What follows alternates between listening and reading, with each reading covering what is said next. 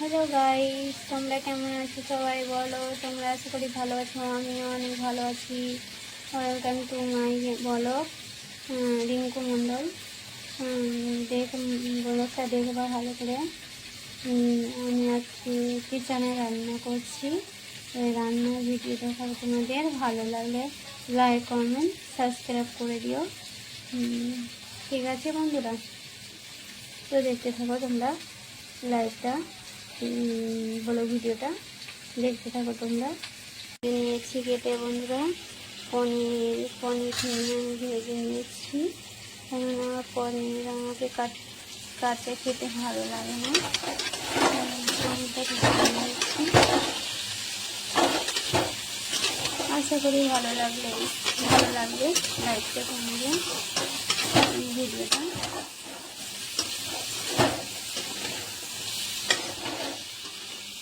ভালো লাগলে like comment share করবে করুন। এখানে নিয়ে নিয়েছি মটর আর এখানে নিয়েছি ধনিয়া পাতা কুচি, এখানে দিয়েছি পেঁয়াজ কুচি, এখানে দিয়েছি টমেটো, লঙ্কা আর পেঁয়াজ আর রসুন। এটি আমি এখানে নিয়ে নিয়েছি। আলুটাকে ভেজে নিয়েছি ভালো করে, খেতে ভালো লাগে না।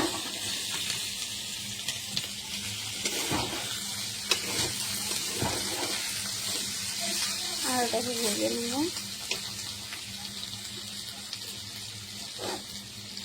দেখিয়ে তোমরা ব্লগটা ভালো করে ভেজে নিয়েছি, কেননা পনির না ভাজলে আমাকে খেতে ভালো লাগে না। তো হালকা ভেজেছি, খুব ভালো করে ভাজিনি, শুধু লাল করেছি, হালকা হালকা ফুল ভাবটা এসেছে আর নামিয়ে নিয়েছি। দেখতে পাচ্ছ ভাতটা বসিয়েছিলাম, ভাতটা হয়ে গেছে। ভাতটা নিয়ে আমি মা পিষে রেখে দিয়েছি। আমার ভাজা হয়ে গেল, আলুটাকে আমি এখন তুলে নেব থালাতে। তারপরে আমি মশলা, মটর, এগুলো পেঁয়াজ কুচি এগুলো ভাজবো।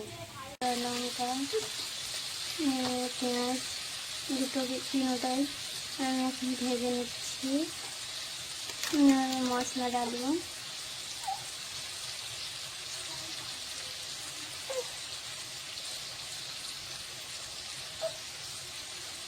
মশলাটা দিলে আমি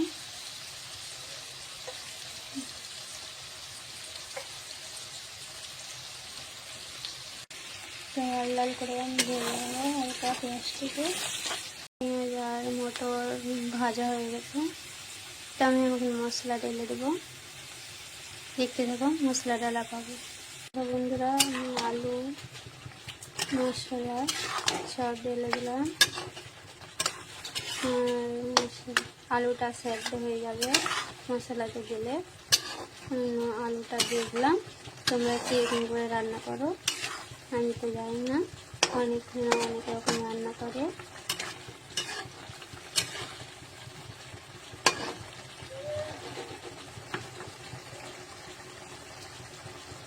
ঠিক আছে, মশলাটা ভালো করে ভেজে নেব, তারপরে তোমাদের সাথে দেখা হচ্ছে।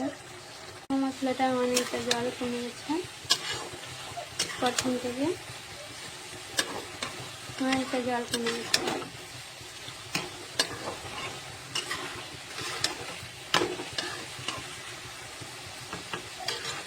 এখানে দিয়ে দিলাম লবণ পরিমাণ মতো, যতটুকু লবণ লাগবে দিয়ে দিলাম লবণ। ঠিক আছে বন্ধুরা, তোমরা দেখতে থাকো ভিডিওটা, ভালো লাগে লাইক কমেন্ট সাবস্ক্রাইব করে দিও। আমি এখন দিয়ে দেবো পরিমাণ মতো জল।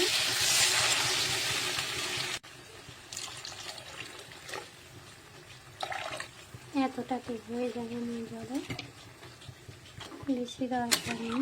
এবার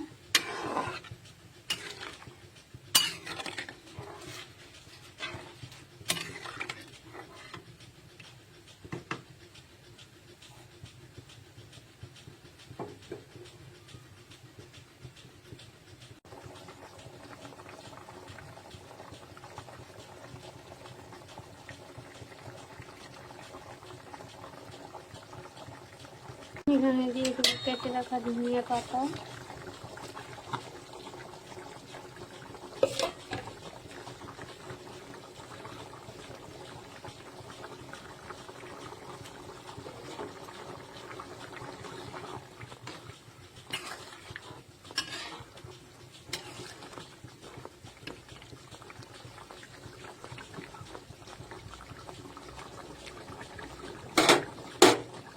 দিয়ে দেবো পনির,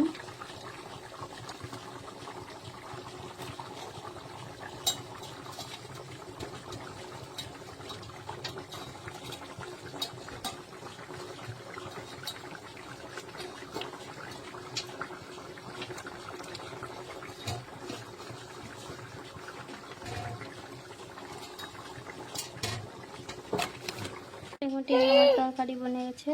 দেখো বনে গেছে আমার তরকারি। হ্যালো বন্ধুরা, বাই বাই।